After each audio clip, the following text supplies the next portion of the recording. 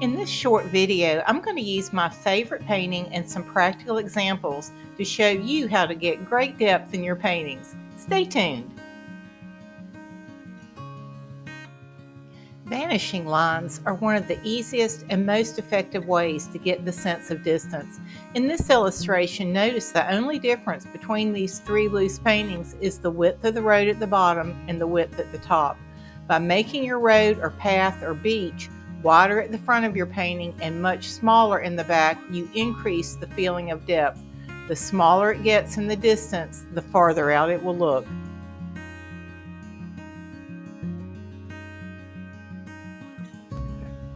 You can also add to a road or a path that sense of depth by putting lines down the center or grass or gravel.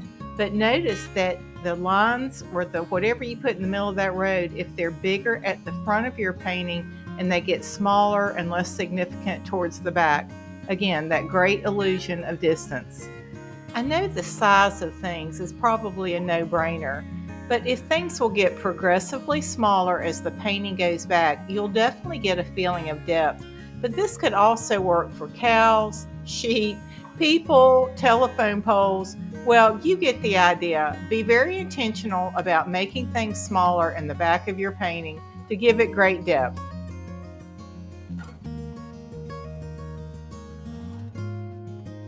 Something that is perhaps more subtle to give depth, but just as effective, is to use multiple layers. Let's go back to my favorite painting. Notice there are 6 layers. The road, the lit field, the big trees are number 3. Then we have multiple layers of background trees and mountains. It's one of the reasons I love this painting so much, and it's so simple to do. Try to be a little more intentional in your next landscape or adding additional layers in the back of the painting. Next tip, I'd like to show you practically what you can do with color. The first hill that I put in had lots of yellow mixed into that green. The next hill is without yellow because yellow is the first color to drop out of your vision. The next hill was a mixture of green and blue with a bit of white. As things progress farther in the distance, they become bluer and lighter, or they appear that way.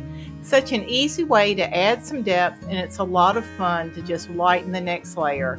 Then I added some simple clouds at the top, and voila, we've got a landscape painting. You'll also notice that I added some simple grasses at the very front, again adding one more layer, one more feeling of depth.